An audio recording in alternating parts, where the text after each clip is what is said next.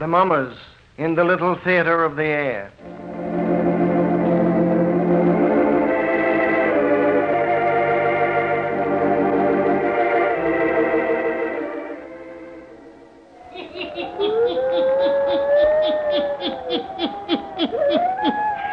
Oh, stories.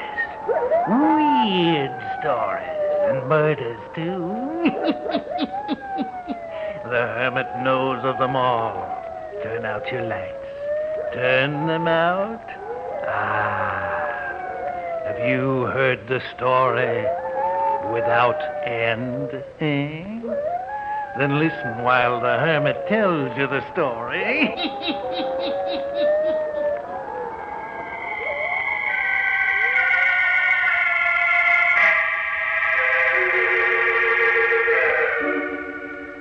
This is a story of love that has no end, of the deep, dark shadows of sorrow, of dreams that span the bridge of time. It's my story and Lorraine's.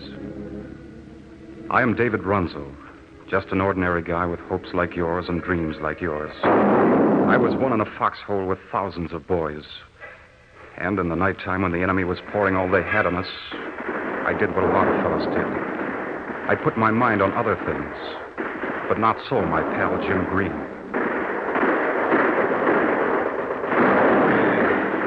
You're giving us all they got tonight, Dave. Yeah.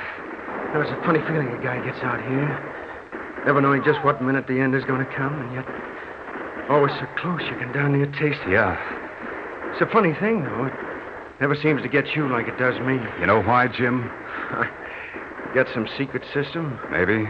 Well, let another guy in on it. You got a girl back home, Jim? A girl. Man, I've got dozens. I've got just one. I figure there's more safety in numbers. You got just one. How do you know she'll be yours when you get back? I know, Jim. There was never anyone for Lorraine but me. And there was never anyone for me but Lorraine. You got more faith than I have, Dave. There's still a lot of fellas on the home front making hay while the sun shines. So they tell me. I never worry about Lorraine. She's always with me. Always.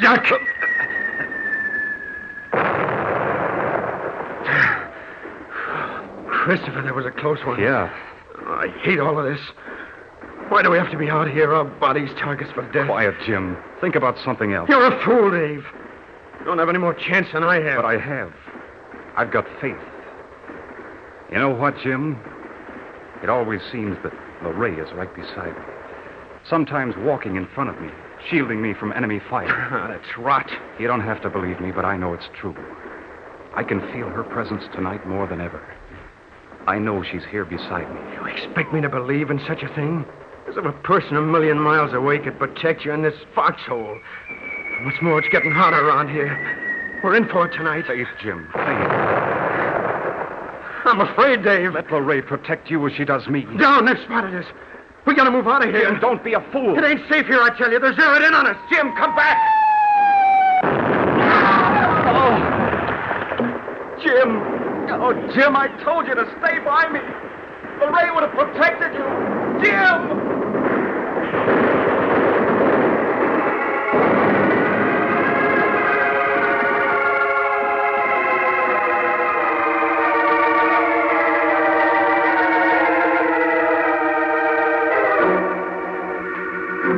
Oh, you may not believe my story any more than Jim, who lost his life that night.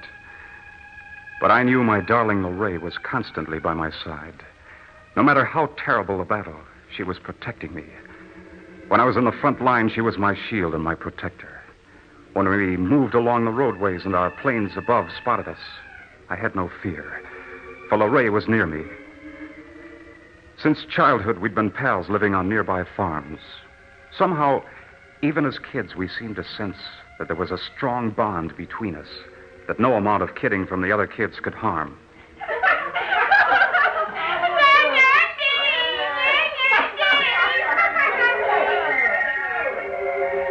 They're all laughing because you're walking home with me, Dave. As if I care.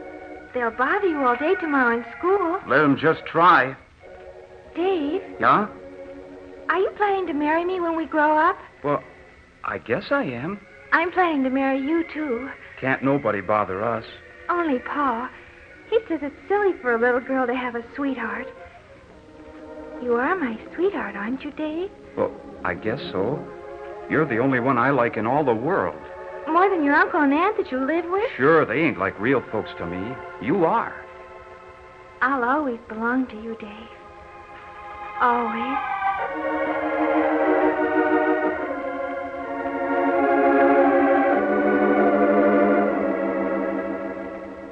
And that's the way it was, right up through the years. We always belonged together. Maybe it was because I didn't have any real folks. I was an orphan, and the folks that adopted me let me call them aunt and uncle. They were good to me. Uncle Henry planned to let me run the farm when I got through my course down at agricultural college. And someday, the farm would be mine. And Lorraine and I, we planned to be married just as soon as I finished my school course and began to run the farm. And then, along came the war, and I had to go. And the evening before I left, Lorraine and I walked to our favorite place for meeting, in the woods, just beyond the clearing of Uncle Henry's place. We had a favorite old log there where we could peer through the clearing and see the house and hills beyond. And a patch of sky to the west where the sun dipped down from sight and sent colored streamers out into the sky. And here, when night came, we could look up above the treetops and see the stars and watch the old moon come riding forth into a purple field. Our trysting place was like a seat in a cathedral. Everything good and clean in life was close to us there at our meeting place in the woods. It was here that we said goodbye. You don't want me to come into town and go to the station, Dave? Don't you think it's better to say goodbye here? We'll never say goodbye, Dave. Never. No matter where you go. I'm always going to be with you. Sure. I kind of feel like that, too. And, Dave, when you come back, the very hour that you return to me, I'll know it. I won't come down to the station. I'll be waiting here in the woods, here on the old log. This is where you'll find me. Oh, Lorraine. Dave. You'll be brave? Yes. I'm going now. Don't turn and look. I'm walking away, but I'm not really leaving at all. I'll be with you always. Oh, don't turn and look. Before you know it, I'll be back. I'll return and be sitting beside you, here on the log at our old trysting place.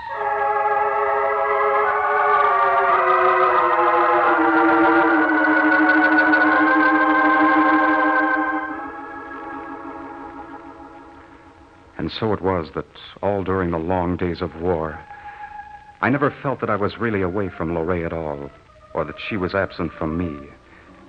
Why, there were times when it was as if I could reach out just a little and find her beside me.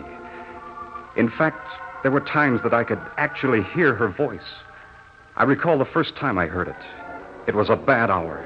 The enemy was giving us everything they had from the sky.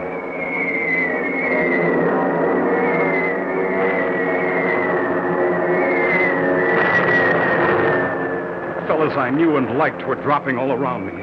Their cries struck terror in my heart.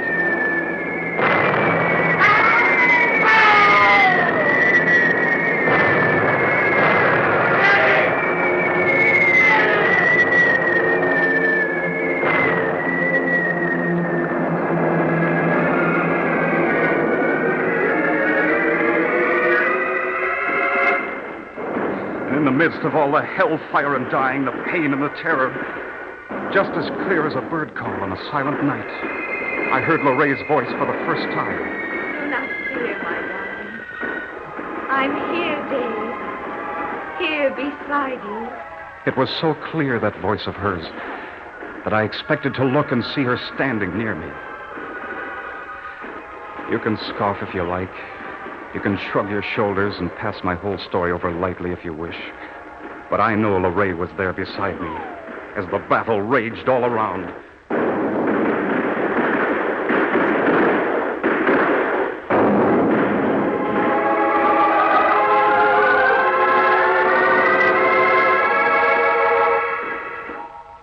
And then it was over. The war was over. And finally the day came for leaving the battle-torn old world, getting on a ship and starting homeward.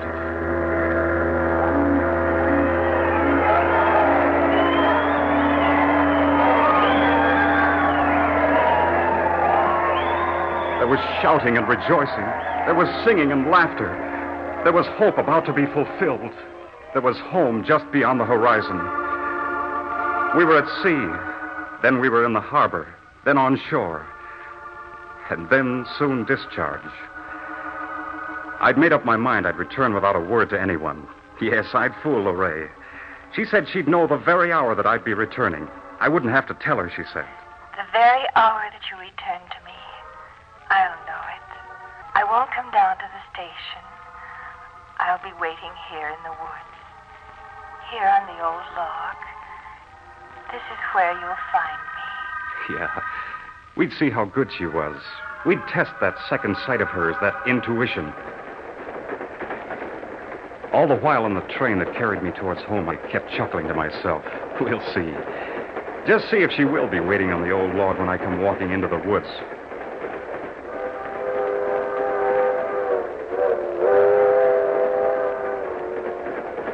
My heart was pounding with the excitement of my returning, of the surprise in store for Lorraine.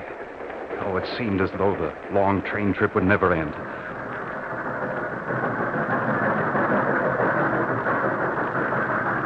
But finally, we pulled into the station. There was a little bunch of town folks around the old depot. I didn't want to see anybody. I waited until the train was almost ready to leave, and then I jumped off on the opposite side. I took to the fields that led out to the road to where our farm stood. It was autumn. Already there'd been a frost, and the old maples in the woods were dressed in scarlet, brilliant red. Under my feet, the dry leaves made soft music. Only a little way further to go, and our log would be in sight. And then, there it was before me. I stopped, dead still. I couldn't move. For there she was. There was Lorraine, seated on the log just as she'd promised. The setting sun made her all golden. Her fair hair was touched with it, and sparks of light danced upon it. She was looking right at me. Now she was standing, her arms stretched out to me. Oh, Dave. Oh, Dave. you knew. Yes, Dave. You knew I was coming. Yes, my darling. Just as you said you would know. Yes. Oh, darling Lorraine, you've never been absent from me. Not for an instant. No, Dave. You followed me wherever I went. Yes. There were times when I actually heard your voice. Of course. What did you say to me? Do you remember what you said? Yes. Tell me. I remember. I said, do not fear, my darling. I'm here, Dave. Here beside you. Yes. That's what I heard you say. We will never be separated, Dave. Never. Of course we won't. Not now. I'm home safe and we'll never be parted again. Never let anyone tell you differently. Never let them say that we are parted. Oh, what do you mean? We're together. We can't be parted, not ever again. Dave. Oh, my darling. More beautiful than ever. But you're so cold. Night is coming. It's chilly here in the woods. I must get you home. Try and catch me. Try and catch me, Dave. Well, hey. You can't run away from me like this. Wait, I'll catch you. I'm a pretty fair runner these days. Don't you know I've been in training? Hey, you can't hide from me. Well, what do you know? You've pulled one on me. I can't see you anywhere. Lorraine, where are you? Say, you can't run out on me like this. I'll find you. Huh. Well, what do you know? Got out of my sight. Okay, honey, you win. If you can hear me, I'm going up to the house to clean up a bit. See Uncle Henry and Aunt Martha. But I'll be over to your house on the stroke of 7. Do you hear me? At 7. And tomorrow we get the license to be married. Lorraine, can you hear me? The license to be married.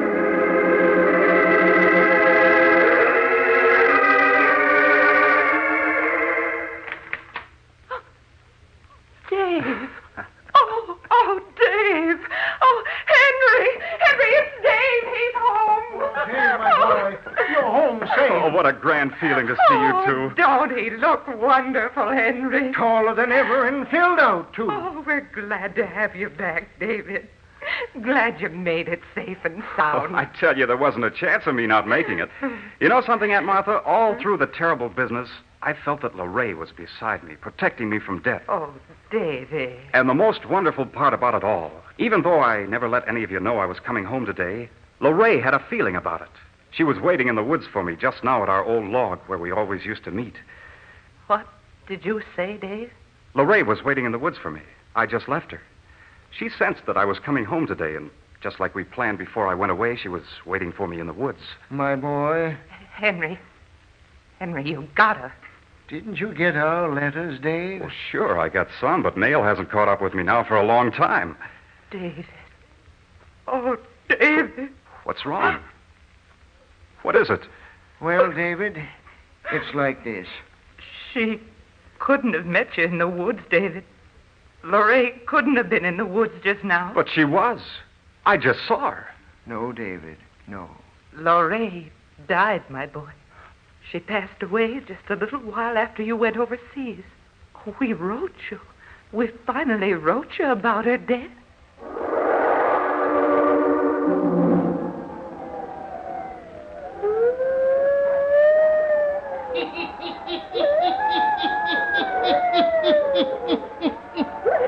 And now David finds that the person close to his heart, who he has just met at the old trysting place in the woods, is of this world no more. She's a dream and a vision that is ended in death. What will happen to David's life now? The hermit will tell you before the night is done. Now the hermit again.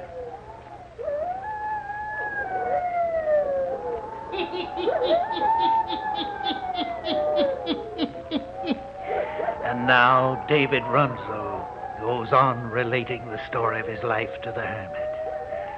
Listen.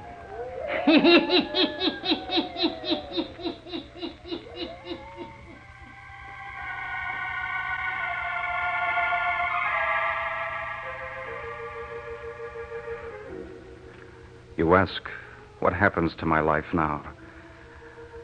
You think that I believe that death has separated Lorraine and me? Never. As we reckon time on this earth, my Lorraine was asleep in death at the time she appeared to me on the battlefield. She was not of this world when, in returning home, I met her in the woods at our old and destined meeting place. Uncle Henry and Aunt Martha have taken a place in town. They've left me the farm as they promised, and I'm working it. I've been here 3 months now. Last evening, Aunt Martha came out to see me.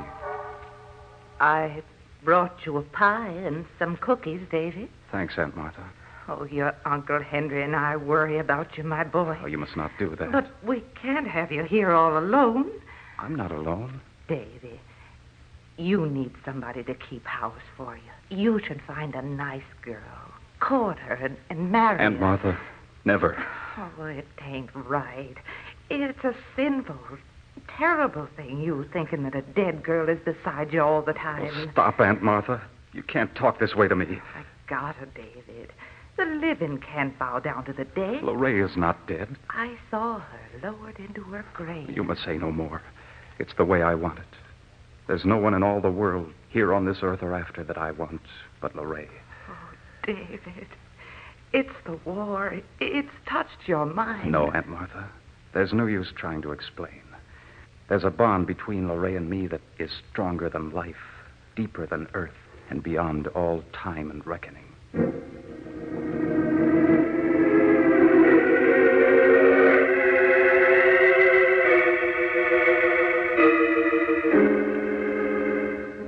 Sometimes I wonder. I puzzle over the why of it all. Why am I left on earth alone? Why, if Lorraine had to pass beyond, I could not have met her there. But such was not the way it was planned. And I'm not alone. Often as night gathers, when the stars light the sky, when the wind is soft and blows a fragrance in the windows, I hear the door open softly.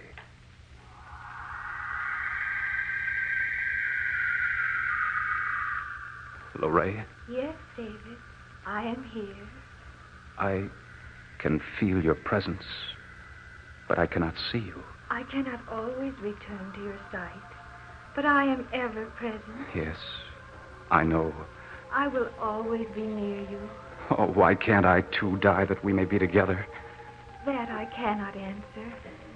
There will be an hour, a time for meeting. You will never appear to me again like you did in the woods when I came home? No, my darling. Not until the final hour. Until my death, you mean? We do not call it death. We who love, for love is stronger than death, my darling. Love is of the spirit, and the spirit never dies.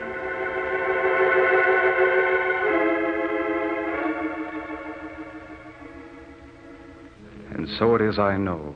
The love I bear for Lorraine and the love she bears for me knows no boundary, nor no ending. Do you scoff? Do you shake your head in disbelief? Do you believe, as does Aunt Martha, that my mind is addled by the horrors of war? Do you believe it untrue that my Lorraine, because of death, hath left me? What matter what you say or what you think? I tell you she is with me always, during the soft early hours of dawn, when the sun rides the summit, when dusk falls and the shadows lengthen to bring the night, when the wind sings, when the pines mourn, she is near me. This is my story of love that never ends.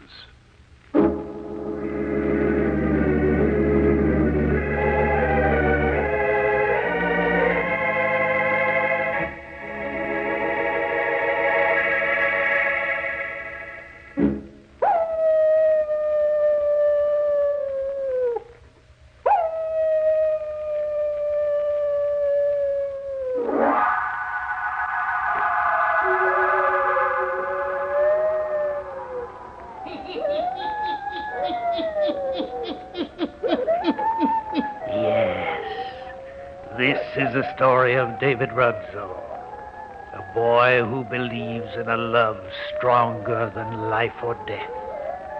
This is the story he told me, a story without end. Turn on your lights. Turn them on. I'll be back. Pleasant dreams.